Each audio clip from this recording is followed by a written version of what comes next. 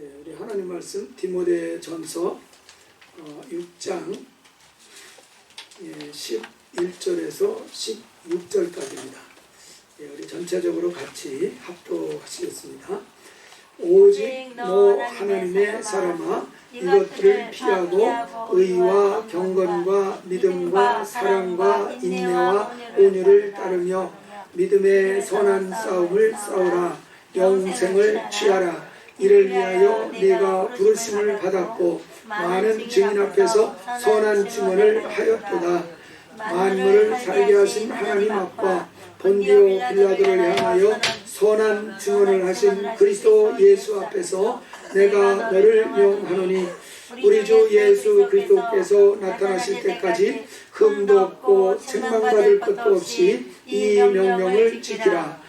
기약이 이르면 하나님이 그의 나타나심을 보이시리니, 하나님은 복되시고 유일하신 주권자이시며 만왕의 왕이시며 만주의 주시요 오직 그에게만 죽지 아니함이 있고 가까이 가지 못할 빛에 거하시고 어떤 사람도 보지 못하였고 또 볼 수 없는 이시니 그에게 존귀와 영원한 권능을 돌릴지어다.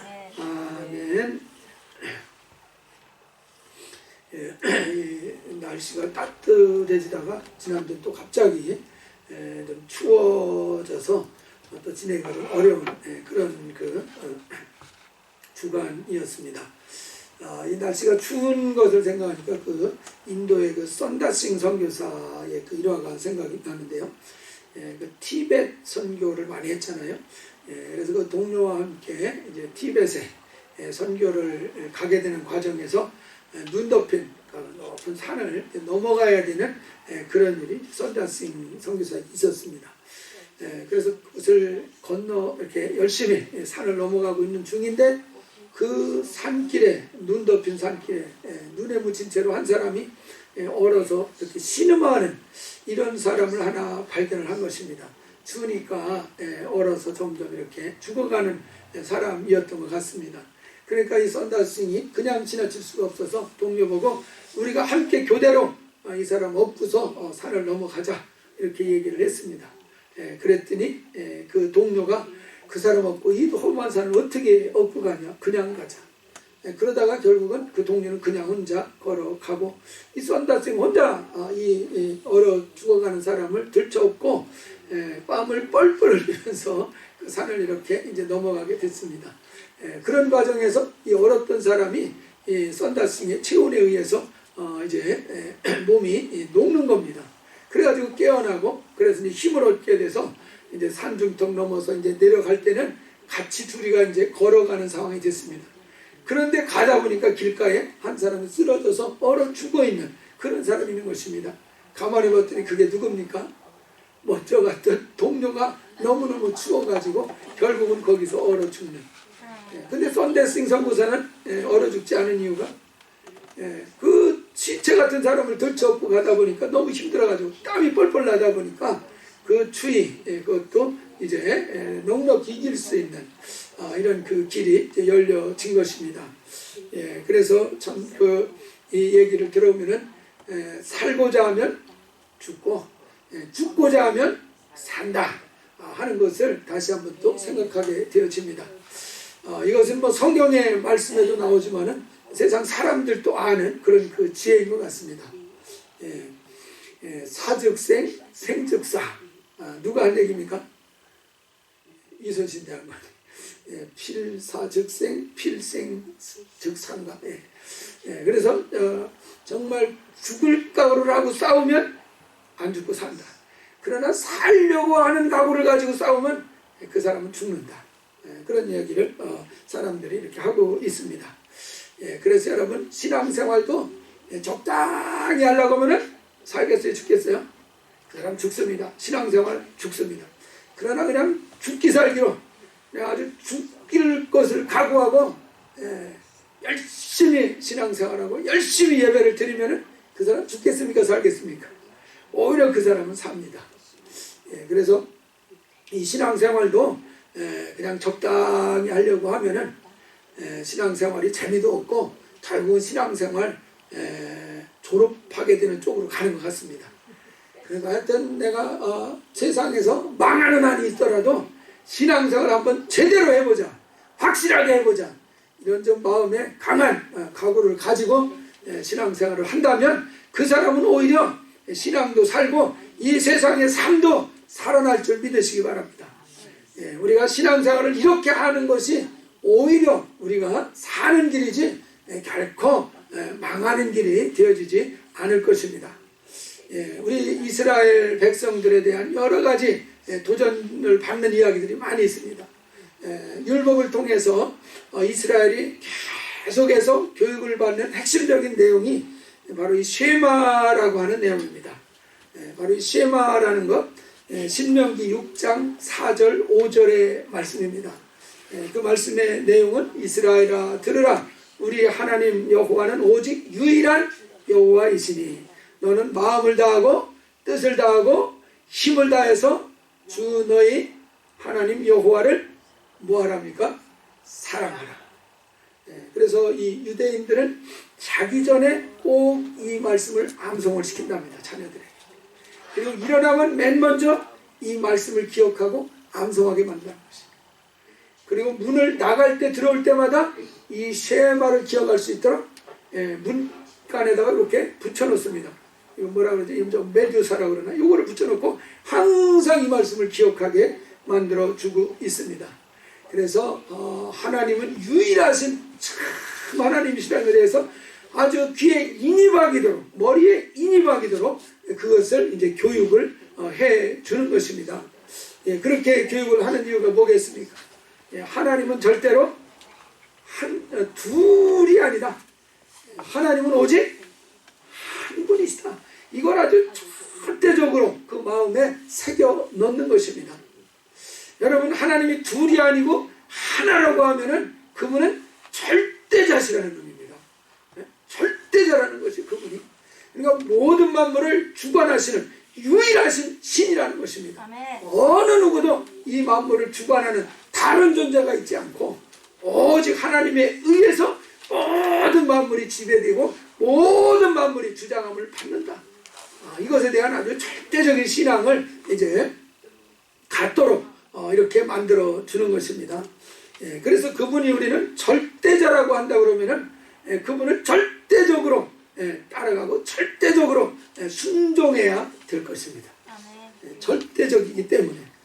그래서 마음을 다해서, 뜻을 다해서, 힘을 다해서 그분을 사랑하라 이렇게 가르치시고 있습니다.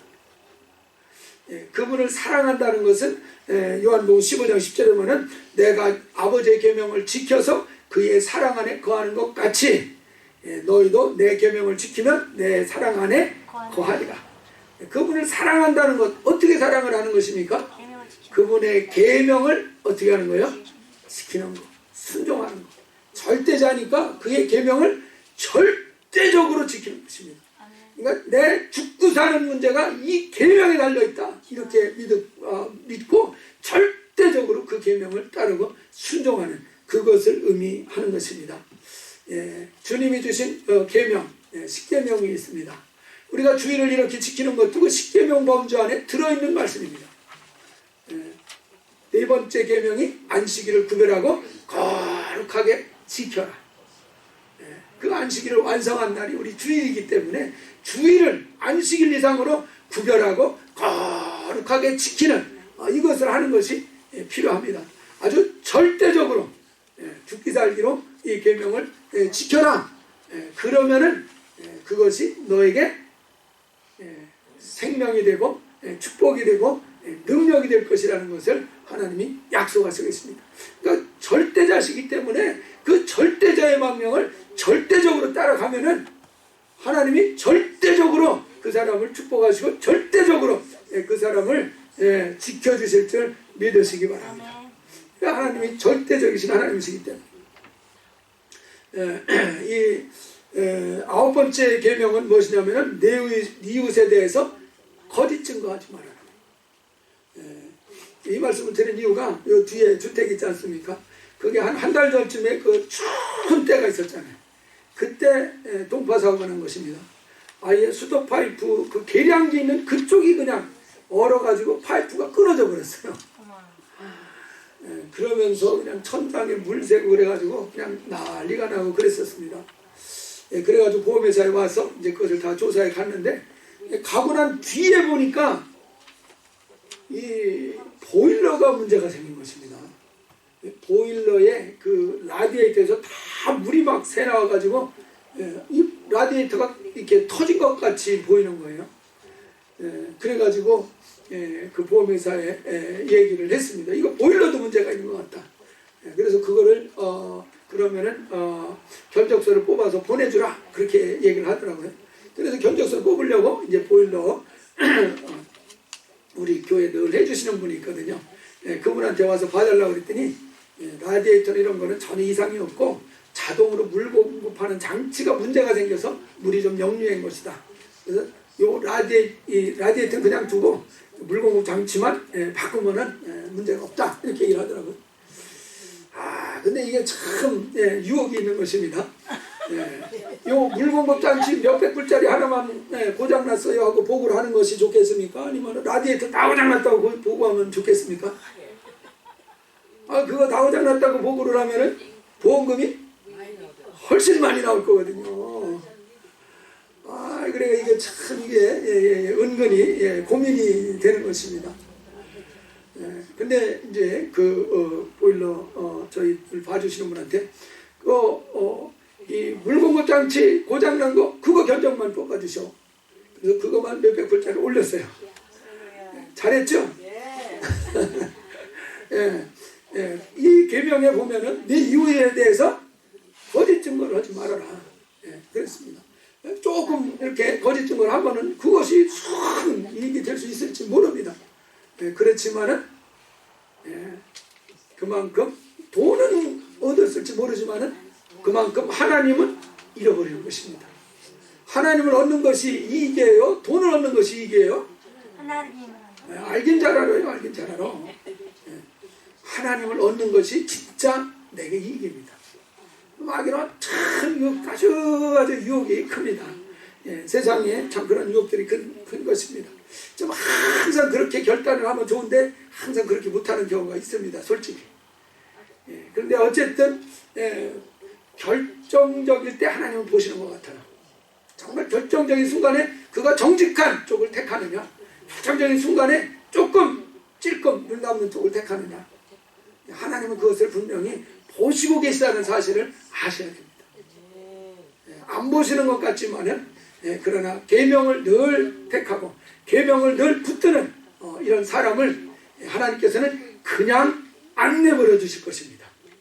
분명히 하나님의 계명을 붙드는 만큼 하나님께서 그를 붙들어 주시고 어쨌든 어떻게 해서든지 하나님이 마침내 승리하게 하시는 길로 인도해 주실 것입니다. 이 바울 사도 같은 경우에 지금 감옥에 갇혀 있는 상태입니다. 감옥에 갇혀 있는 상태이고 이 디모데 같은 경우는 에베소에서 그 지역에 목회를 하고 있는 그런 상황에 있습니다.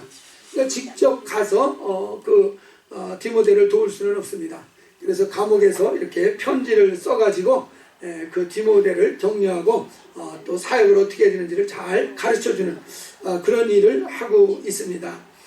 그러면서 이 11절에서 하시는 말씀이 오직 너 하나님의 사람아 이것들을 피하고 의와 경건과 믿음과 사랑과 인내와 온유를 따르며. 그래서 여기서 보면은 하나님의 사람아, 디모데를 가르쳐서 하나님의 사람아 이렇게 부르고 있습니다. 굉장히 디모데를 참 신뢰하고 축복하는 그런 표현이죠.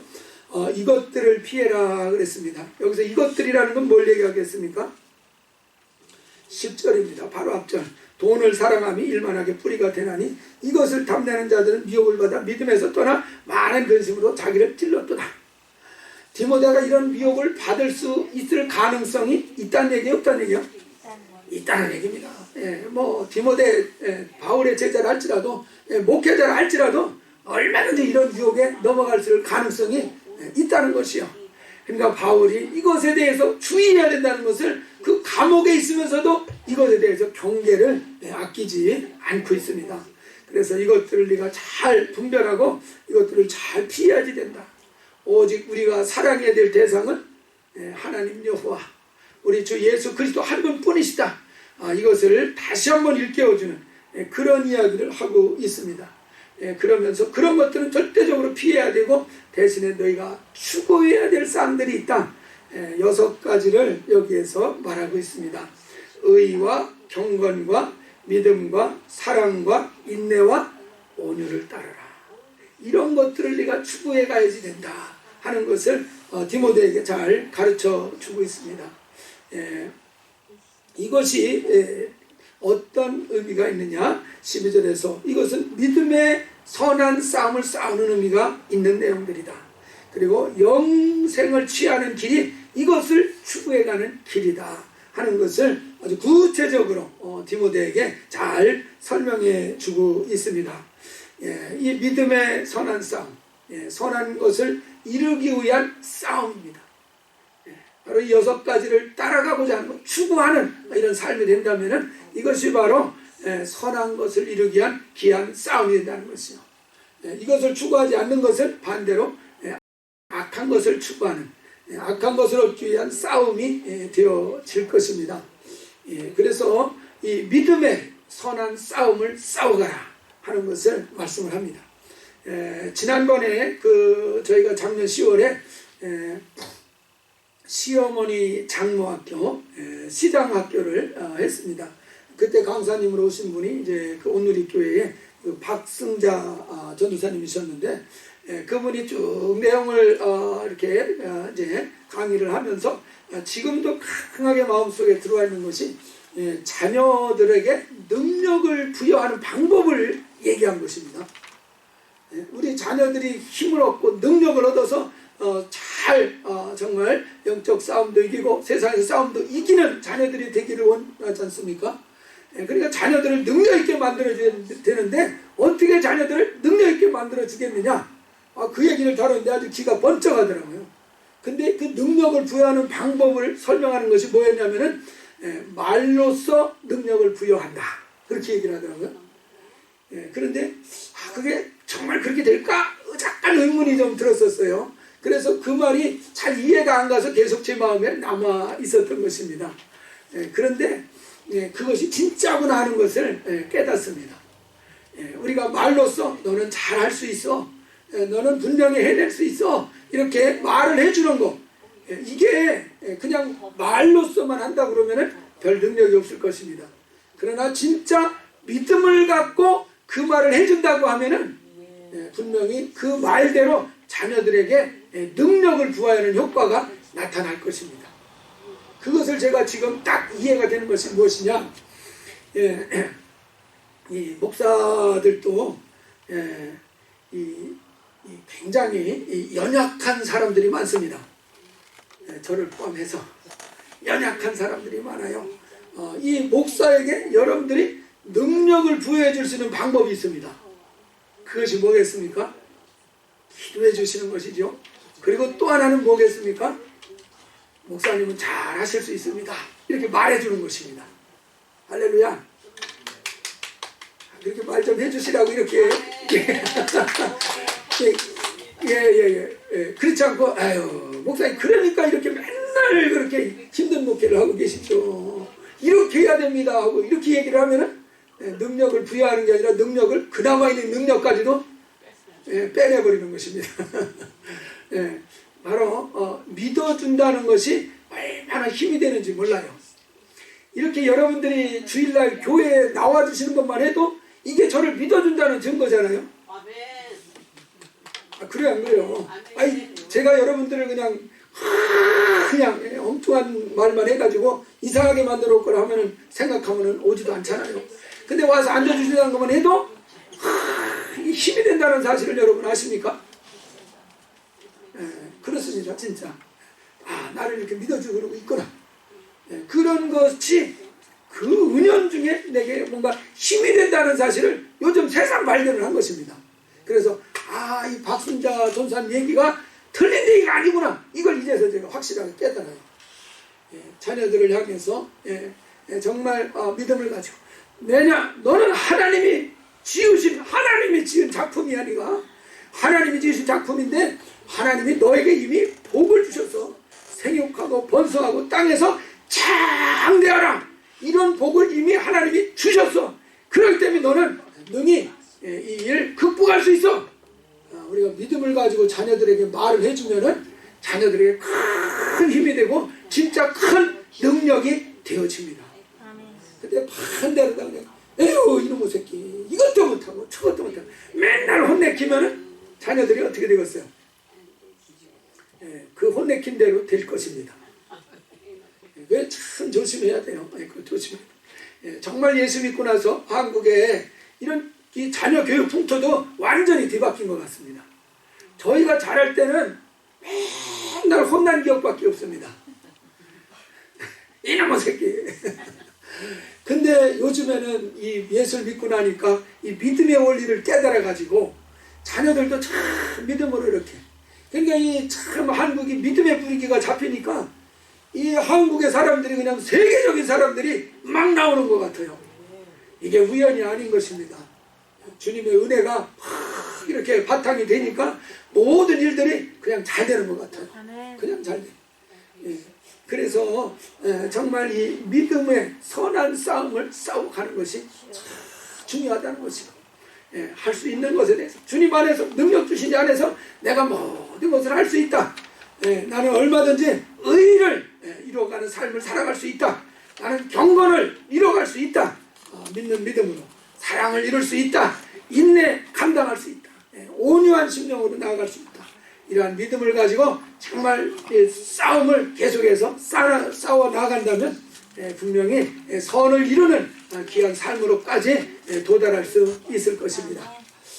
그리고 또 보면은 이 6가지를 추구하는 것이 영생을 취하는 길이라는 것을 말씀하고 있습니다.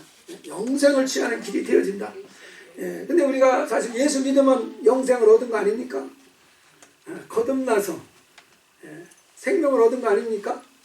그러니까 하나님의 그 자녀되는 권세를 믿는 순간에 우리가 얻었습니다. 생명을 얻었습니다. 이 디모데에게 지금 바울이 영생을 취해라 이렇게 말하고 있습니다. 디모데는 에베소 지역의 사역자입니다. 이미 예수를 믿은 사람인데 또 영생을 취하라는 말을 해야 될 필요가 있습니까? 이미 영생을 얻은 디모데인데 디모데에게 왜 또 영생을 취하라는 표현을 쓰겠습니까? 바로 이 6가지를 추구하는 삶이 영생을 취하는 그런 길이 되어진다는 것을 말씀하는 것입니다. 더 구체적으로 말씀을 드린다면 믿으면 누구나 다 하늘나라를 위협으로 받습니까? 구분을 조금 하실 필요가 있어요. 믿으면 하늘나라에 다 들어가는 것은 사실입니다. 그렇지만 하늘나라에 들어갔다고 해서 그 나라를 위협으로 다 받는 것은 아니라는 것을 성경이 말하고 있습니다. 고린도전서 3장 15절에 보면 벌거벗은 구원이 있다는 것입니다. 구원은 어때? 벌거벗은 것 같을 것이다. 벌거벗었다는 것은 무엇을 의미합니까? 아무것도 가진 것이 없다는 것이요. 하늘나라에 가서 어린아이같이 그렇게 구원을 받는 사람도 있다는 것입니다. 그러면서 이 고린도 교인들에게 바울이 아주 확실하게 증거를 합니다. 불의한 자가 하나님 나라를 위협으로 받지 못할 줄을 알지 못하느냐. 불의한 자가, 예수를 믿으면서도 불의한 자들이 있습니다. 예수를 믿으면서도 여전히 세상적으로 살아가는 사람이 있습니다. 이런 불의한 사람들은 절대로 하나님 나라를 위협으로까지는 그들을 받지 못할 것이다. 분명히 경고를 하고 있습니다. 그래서 믿음의 선한 싸움을 싸워야지 된다. 바로 이 6가지를 추구하는 이것을 향해서 나아가야 된다 하는 것입니다. 여러분 하늘나라를 들어가면 위협을 받을 때 다 똑같은 분량으로 위협을 받겠습니까? 아니면 차등이 있겠습니까? 분명히 차등이 있다는 것을 성경은 말씀하고 있습니다. 누가복음 19장에서 보면은 예수님께서 이 문화 비유를 하셨습니다. 10명의 종을 불러서 한 문화씩 그들에게 나누어 주었습니다. 그리고 나서 다시 와서 그들과 이제 계산을 합니다. 그랬을 때 한 문화를 가진 사람이 이 한 문화를 가지고 10문화를 남겼습니다. 그러니까 그 사람에게는 몇 고울을 줍니까? 10고. 10고울을 그에게 줍니다. 그리고 또 한 종이 와서 나는 한 문화를 가지고 5문화를 남겼습니다. 그러니까 잘하였다 칭찬하면서 너는 5고울을 차지하라. 이렇게 10고울 권세를 주고 5고울 권세를 줍니다. 근데 한 문화를 가져와서 하나도 남기지 못한 사람이 있습니다. 그 사람은 그 한 문화까지도 빼앗기는 일이 있었습니다. 이 사람은 하늘나라에서 유업을 한 고울의 권세도 얻지 못한 사람으로 나오고 있습니다. 분명히 하늘에 들어갔을 때에 유업을 받는 그 분량이 분명히 차이가 있다는 것에 대해서 말씀을 하고 있습니다. 그래서 이렇게 의를 추구하고 경건을 추구하고 믿음을 추구하고 사랑을 추구하고 인내를 추구하고 온유를 추구하는 이런 신앙생활을 힘을 다해서 참 마음을 다해서 이렇게 추구하는 이런 그 사람이라고 하면은 하늘나라에서의 그 유업을 더 많이 물려받는 축복이 분명히 있을 것입니다. 이 하늘나라에서 받는 축복의 특징은 한 번 받으면은 영원까지 간다는 사실입니다. 이 땅에서 얻는 어떤 그 유업이나 이 땅에서 얻는 영광 영원히 가는 거 보셨습니까? 아니요. 이 땅의 건 영원히 가지 않습니다. 세상 떠나는 순간에 다 세상에 반납하고 갑니다. 영원하지 않습니다. 영원한 권불 10년이라고 해요. 권불 10년. 권세 10년 못 간다. 어떤 것도 영원하지 않습니다. 그러나 하늘에서 받는 유업만큼은 한 번 받으면 영원까지 간다는 것입니다. 그래서 영생을 취하라 하는 이 증거를 디모데에게 주는 것입니다. 우리가 거듭나서 생명을 얻는 것도 영생이지만은 이제 하늘나라에서 얻는 그 유업 한 번 받으면 영원한 것이기 때문에 영원한 것을 얻는 그 길을 달려가라. 그 길을 이제 향해서 이제 전심전력으로 달려가는 이런 신앙생활을 하라는 뜻에서 여기에서 디모데에게 영생을 취하라. 그 길로 달려가라. 이렇게 이제 가르쳐주고 있는 것입니다. 이렇게 영생을 취하는 그 길을 잘 분별해서 달려가야 되는 것입니다. 제가 여기 그 주보에 목양콘에도 썼지만은 이 바울이 감옥에 갇혀 있으니까 이 에베소 교인들의 신앙이 조금 흔들리는 것 같은 느낌을 바울이 받은 것입니다. 바울이 감옥에 갇힌 걸 가만히 생각을 해보니까 아무래도 뭔가 잘못하니까 바울이 감옥에 갇힌 거 아닙니까?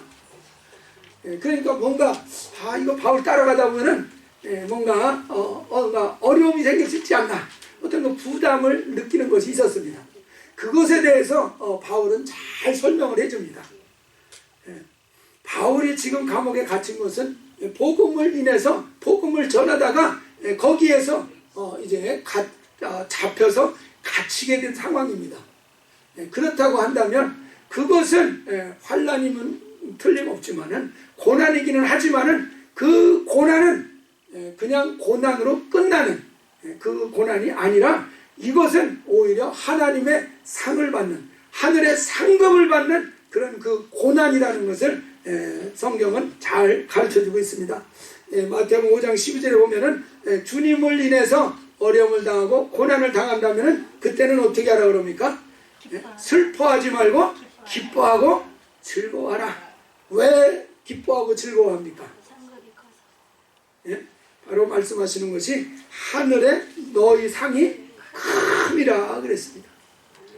바울이 복음을 전하다가 고난을 당하고 있습니다. 그 고난 때문에 위축되지 않고 바울을 이렇게 슬쩍 멀리하지 않고 오히려 바울과 함께 같이 고난을 감당을 해 나간다면 바울이 받는 상을 이 에베소 교인들도 같이 받겠습니까? 안 받겠습니까? 같이 상을 받을 수 있다는 사실입니다.